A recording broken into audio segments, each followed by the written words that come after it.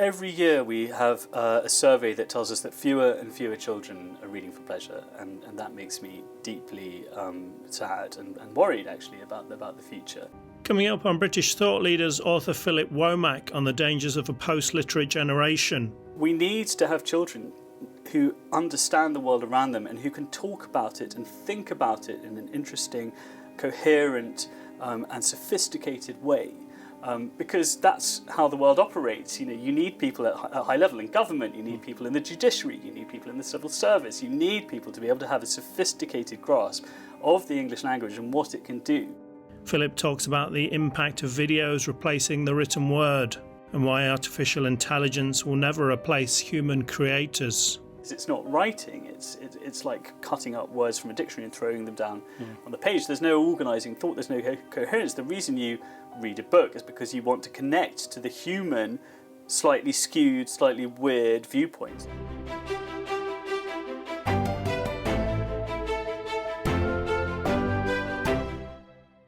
Welcome to British Thought Leaders, I'm Lee Hall. Today I'm sitting down with author Philip Womack. Philip, welcome to the show. Thank you for having me. You had a piece in The Spectator about an American study called They Don't Read Very Well. And can you talk us through what the study showed, why it concerned you? It concerned me a great deal, even though the sample size was quite small. There were some professors in two Midwestern universities who decided to see if their students could actually read the books that they were being set for their English major degrees. So these are students who've actually decided to take English literature as their major degree. Right. So they gave them a piece, the opening chapter actually from Charles Dickens's Bleak House, and they asked them to read it out loud and to parse it, to discover the meaning, uncover the meaning of it as they went. And so they were given the internet, they were given their phones, they could look up anything they wanted. And what was actually very, very worrying about this was that the students seemed to be unable to work out what was going on. Even on a literal level, and certainly not on a metaphorical level. So bearing in mind that these are students who've chosen to read English literature, you would have expected them to have read a bit of Dickens. And let's be honest, early Dickens is quite easy. You're going to give a 9-year-old A Christmas Carol, 10, 11, 12-year-olds, Oliver Twist, certainly David Copperfield. We were given Bleak House as 13, 14-year-olds, and we were expected to be able to talk cogently and interestingly about it. So the fact that these are university-level students, and yet their ability to get any sort of scintilla of meaning from these words is actually deeply worrying. So, I mean, they're American students, so we can forgive them for not knowing some British terms, although they did have their phones. Yeah. But the idea that they didn't understand symbolism is maybe the more concerning thing. I mean, why is that important? I think in order to have adults who are engaged with the world, who know when they're being lied to, who know when they're being told facts, who are able to discern information and to sift it, to weigh it, to think critically, you have to be able to read subtext, you have to be able to understand when something is a metaphor, when something is ironic, you have to understand what all these literary tropes are. Otherwise, you're going to be living in a world where people can only read declaratively and they can only take in piecemeal facts, which that won't make them engaged citizens politically. It certainly won't them engage citizens in terms of literature and the arts. And so I think hopefully it's not too symptomatic, but it's certainly a worrying sort of canary in the coal mine that things are going in a sort of downward spiral. So one of the lines talks about a megalosaurus, and so you would think it quite obvious that it doesn't mean there was a real dinosaur, yeah. But still there were people that weren't quite sure about that. Well, that was astonishing, and so for those of you viewers who don't know the passage, it's set in London in the 19th century. It's about the Chancery Courts. It's the Lord Chancellor sitting in Lincoln's Inn, and Dickens describes London as just after the flood, as if the waters have just receded, and as if you might see a megalosaurus climbing up the hill. And most of these students thought the megalosaurus was real. There was another extraordinary bit in the study where an advocate, a large advocate with whiskers, one of the students thought this was an actual cat. And thinking about it, because I puzzled over this for ages and I thought, okay, well fine, cat is in the word advocate, so you can sort of slightly forgive them for that. But it's a brand of cat food, whiskers. But given the context, Lincoln's Inn Hall, Lord Chancellor, all these contextual signs are missed, and the words are just being taken in one by one. And I do think that reading electronically, that reading texts, that reading short emails, that reading things in short bursts probably contributes to that. The researchers of the study said they need to meet the needs of the students. And do you think that our expectations of young people in education have changed now? Absolutely, I think that's absolutely right. And I just want to preface what I'm about to say by saying that obviously times change and skills change and what we want from people changes, and you wouldn't certainly expect a child now to do the syllabus of a 19th century Victorian child, because that would just be ridiculous, sort of learning Latin off by heart, learning ancient Greek off by heart. It's sort of pointless. You have to adapt to the modern world. But I think what has happened is that we have sort of forgotten that children are actually capable of really large intellectual leaps. And they can take in a lot, they can understand a lot. You see it with children. If they're interested in something, they'll know more than you. If they're interested in cricket, they'll know all the cricket schools from 1800 to the present day. They really have a hunger for knowledge. But what we expect of them in the syllabus, in the curriculum, we don't test them anymore. We don't stretch them in the way that we used to. And you see this yearly with English A-levels, with the questions getting easier, with Latin exams, the vocab list gets smaller every year. What we expect from children and what we give to them to read, it gets easier and easier. And again, there is a place for those books, there is a place for comics, there is a place for cartoon strips and all that sort of thing. But when it only becomes about that, that's when I think you have to worry. I did English at university many moons ago. I did that because I wanted to spend 3 years reading books. Do you think that's how it is now for literature students? I think that's a very interesting question, and I think that there's a lot to do with the fact that most people are expected to go to university now. So whereas before it was sort of understood that if you were going to be a professional, you probably would do a degree and that was sort of it. You wouldn't do one otherwise. So this idea that 50% of people should go to university, I think is partly behind it, because you then get a lot of students who think that in order to sort of tick the box, in order to enter the working world, they need a degree. And so they sort of cast around and think, well, what's on offer? What can I get? English literature, read a few books, fine. So, it'll be easy, it'll be a DOS. And there is a place for that too. And, university doesn't have to be for everyone who's uber academic, but I do think there needs to be a certain amount of love for the subject that you're doing if you want to do it. It shouldn't be a box-ticking exercise, because it is, in effect, a luxury to study for 3 years. Otherwise, you might as well sort of go off and do something vocational. Yeah. I mean, you're a children's author. Yes. And children's reading levels are at an all-time low now. Why is it important for young people to read fiction particularly? So every year we have a survey that tells us that fewer and fewer children are reading for pleasure, and that makes me deeply sad and worried actually about the future.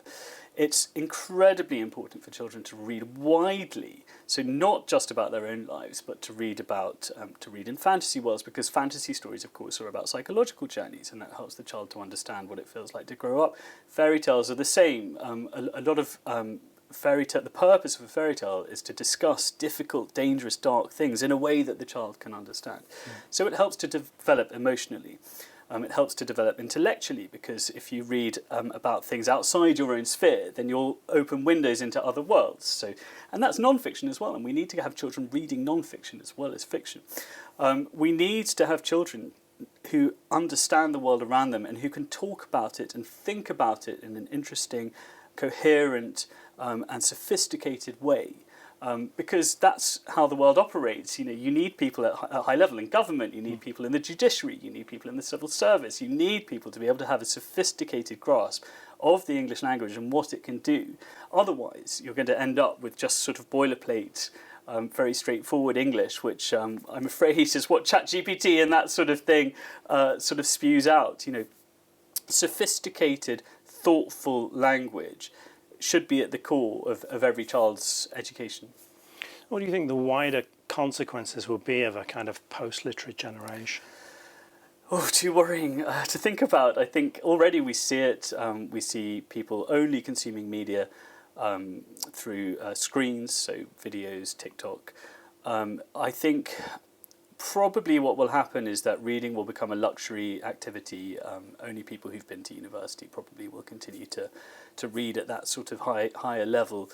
I think that will be very, very sad, very, very debilitating for the public polity, I did a lot of research for this article in The Spectator about early readers in the sort of 16th and 17th century, and what was very, very striking about that was that you had shepherds, you had shopkeepers, you had little girls who were 4 years old, all of whom were so keen to consume knowledge, to learn, to read philosophy, Latin, Greek, whatever it was, and then they became, they wrote themselves, they became members of society, important, thoughtful members of society, and that's what you want. You want children from all levels of society, from the lowest to the highest, to have that grasp of what it means to be an engaged citizen. If you don't have readers who are engaged in a sophisticated way with the world around them, then I think we're going to lose a lot, and it will foment division. It makes people much less aware of nuance. It makes people much more ready to take the knee-jerk response to something rather than thinking about it. I already find conspiracy theories on the internet about Shakespeare, for instance, because people are unable to read what a source is. They don't understand what a historical source is. They haven't got the tools to see to sift what's right from wrong.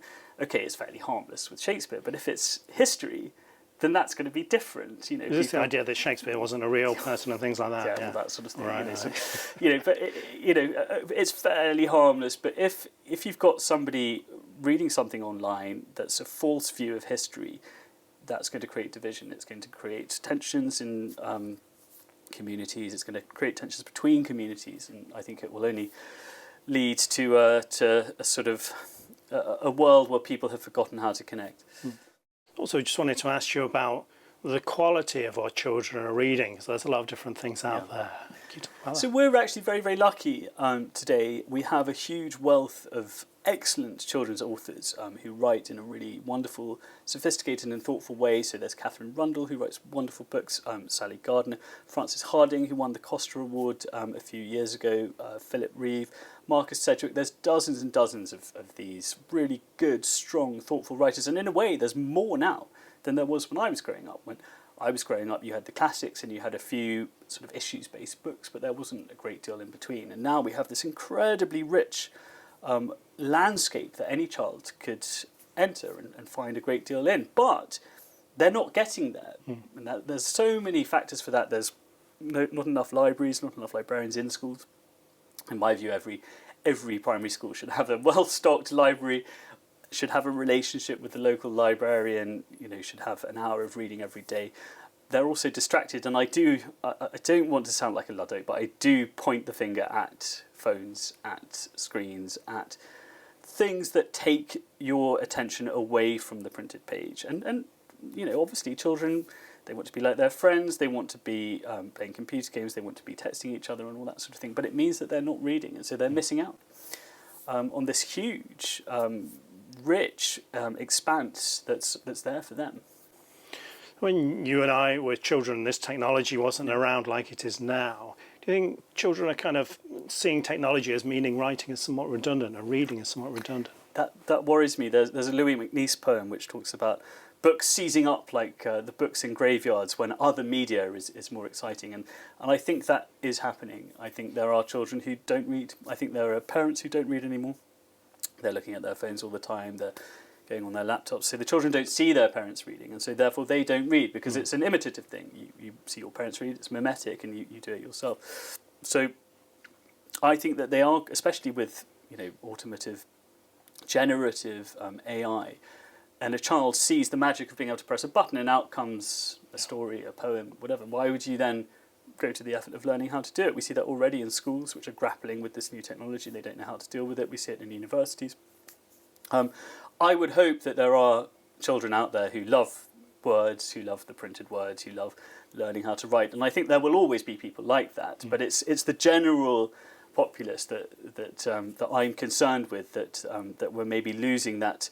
People used to write to the newspapers all the time. The local newspaper, there'd be a problem and someone would write a letter to it. It's that sort of level of engagement where you need people to know how important it is to be able to write something that will have an effect. Do you think this technology is also affecting cognitive ability? One of the major companies did suppress an internal study which showed marked cognitive decline in children after they used the the whatever it was, the program. There many studies will link a decline in cognitive abilities with use of screens, decline in memory, that sort of thing. From my own anecdotal experience, a child using a screen is getting something instantly. There's no need to think about it. It's just there already. It's hitting the dopamine or whatever it is in your head. Actually having to sit down and think about something and get that extra layer of effort and knowledge and thought and craft into something, that needs to be kept. That needs to be we need to make sure that children remember that that's important, that it doesn't just come immediately. So I used to use some of these kind of shorts where you're looking at the different short videos, and I found they kind of affected my ability to concentrate on a longer thing like a book. Yes. It's almost like my attention span had been squeezed right down. Yeah, and again, anecdotally, that's what you hear, and people find that they're unable to watch even a film after they've spent sort of 10 hours looking at short videos of cats skateboarding. But So when I read your piece in The Spectator, and then I put into a search engine first paragraph of Bleak House, I thought, well, that's the easiest way to get hold of it. And it gave me a paragraph, and it wasn't the first paragraph of Bleak House at all, and I kind of realised that. It's quite worrying. I mean, how do you see AI's role in our kind of literature and culture? So I go through phases of being incredibly gloomy and mildly optimistic. I think it hallucinates, as you know. What worries me immensely is that the general public don't know this, and they'll look for things as you did. If you knew the book, you recognised it, you could compare it to my piece, but if you were a student looking for it, you'd just take it off. So what's going to happen is that we're going to get errors compounded into the internet already, because obviously one error will feed another one, and then you have a Wikipedia entry which has the wrong fact in it because it's come in from someone else writing an article about it. And you already see that with Wikipedia, because Wikipedia needs an online source for its facts. It won't have a physical source. So if the online fact is wrong and you don't have you can't put it online, then the false fact stays there. So you already have that. That's just going to get worse. Unless there is a way that the tech companies can sort of take control of it and make sure that it only has the right information coming in. But the problem with the LLMs is that you can't control how the output. So even if it's got all the right information coming in, then the output can be wrong. Right. So I think that students need to be educated from now, I'm afraid to say, a very young age about this. They need to understand that it's not like asking a person, that it's a statistical program. It's guessing what the next word will be rather than actually knowing something. And that's, children think that it's speaking. They think it's real. They think there's an intelligence there. And of course there isn't. It's just smoke and mirrors. The effect on education, I think actually, this is where I do get slightly more positive, is that I think and I hope that teachers will react to this problem by refocusing on skills like oral presentation and writing in person. So let's say you want your students to do an essay on Bleak House. So you give them the passage in class, you make them write the introduction in class. So anything that follows, will have to follow from their introduction. They can't just feed it into a machine, and then you'll have to defend it in person. So obviously all that's quite labour intense, and whether teachers will be able to actually do that. But I think there will be more of a focus on the person, the individual, and the skills that the individual, and on collaborative work as well, sort of working within groups. If you've got 3 people looking up something on an LLM, hopefully one of them will say, hang on a minute, we need to check this, we need to make sure it's right, we need to find the source and that sort of thing. So I think that's what will happen, more collaborative work and more focus on the physical attributes of learning. We're seeing AI take more of a role in writing now. I mean, do you see a future where authors such as yourself are replaced by robots? Well, yes. I mean, so I was thinking about this on the way here, and I was thinking that you have a personal relationship with your publisher, and so that's at the root of everything. So as long as publishers continue to have personal relationships with the writers that they know can write in a voice that they want to use, in a way that they want to use, then that will work. The big question is the money, because if it no longer becomes profitable to pay writers to do that, then someone makes a news weekly that you press a button and you're generating some fairly lively content, you're feeding it a few news stories and it's making something readable in response, and they're doing it before you, then the competitive nature of it will make it difficult. So again, I think that what will happen will be far from democratizing things, like the internet, which seems to do the opposite of democratizing things. It seems to funnel everything into a very, very tiny slice.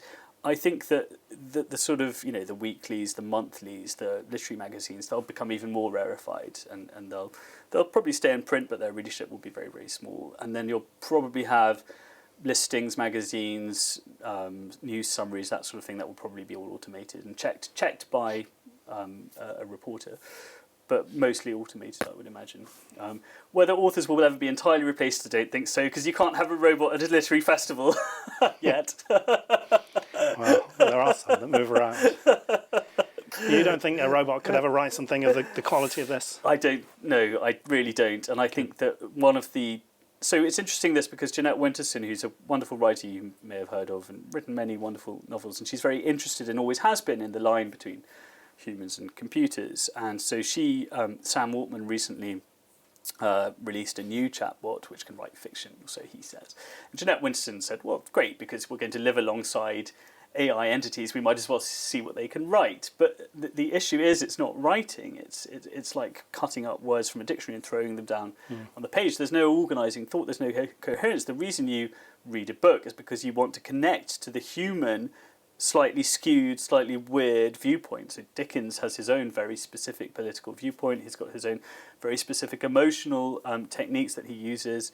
And that's what you want. You want something that only Dickens can do. You can make a simulacrum of it. You can make a very convincing simulacrum of it, but it will always be uncanny. It will always be a fake. It will always be unreal. So hopefully enough people will still want that unique viewpoint, which only a writer who's read and thought and experienced for decades can give. So, not too long ago, a knowledgeable, rounded person was someone who read the classics, read the canon, Shakespeare to Dickens. But it doesn't seem to really be the case anymore. I mean, what has changed? So that I think is a real shame as well, and that has been conscious. That has been successive governments deciding not to put those things on the syllabus anymore, and there are many reasons for that. I think there are political reasons for that, aside from anything else. But I think that there are three main sources of knowledge for understanding literature. One is the Bible. You cannot read Dickens, you cannot read any novel, really, without understanding the Bible, because even in modern fiction there's still references to Job, the book of Job, or sort of Adam and Eve. There's always going to be some reference, whether you're a believer or not, whatever religion you come from, you will have to understand those stories. Secondly, the classics, because again, we live in the shadow of the classics. We live in the shadow of the Iliad, the Odyssey, the Aeneid. Every single playwright, poet was writing in the shadow of the classics in the Elizabethan period. So again, if you want to get a sense of them, if you want to understand them, if you want to understand what comes after them, you have to know the classics, you have to understand it. And then there's the canon itself, and there's always there's a lot of disagreement over what should be in the canon and who gets to choose and all sorts of things. In my view, the canon is elastic, and obviously some things drop out of it. Is there any point reading John Bunyan anymore? Probably not. I mean, it's a nice book, but will it really connect to readers today? We don't know. But there should be a core of books that students are aware of and know. So Shakespeare, Dickens. That sort of thing, the great ones of the decade, not necessarily all the minor ones. So yeah, I think there needs to be more of a focus on that, on the actual the assimilation of that knowledge, because it's a tool, and if you're giving people that knowledge, you're giving them tools to understand history, to understand literature, to understand the world around them. You wrote a book about teaching the classics. We've got it here actually.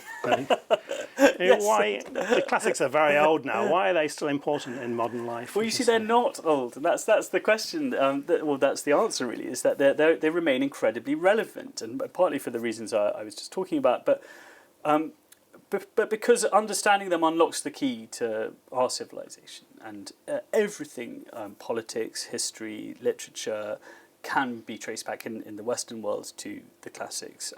Aside from that, the languages themselves, then people always think Latin and Greek are dead languages, but they're not. You know, people continue to write in Latin up until the mid 20th century, even today.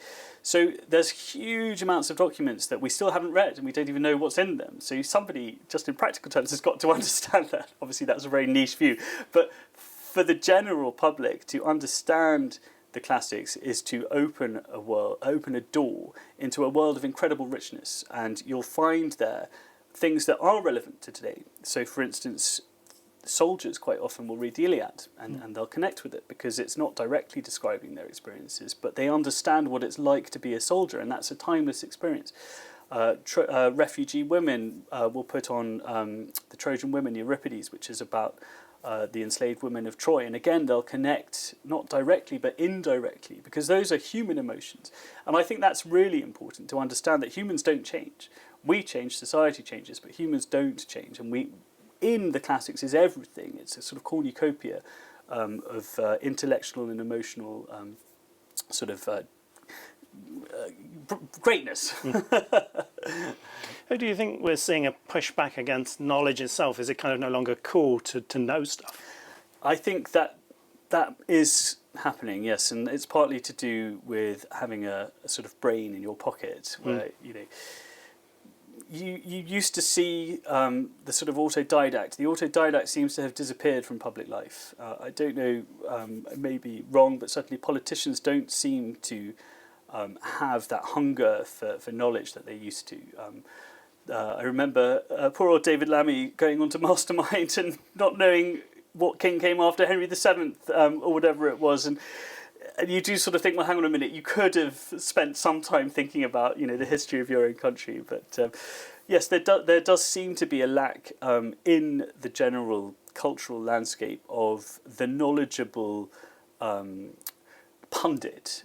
I was a bit too young for Kenneth Clark and Civilization, but that sort of thing. That Mary Beard does an excellent job with the classics and promoting the classics and that sort of thing. But I think we need more people like that, more people who can represent knowledge and what knowledge can do in all spheres of life. Philip Womack, thank you for joining us. Thank you very much.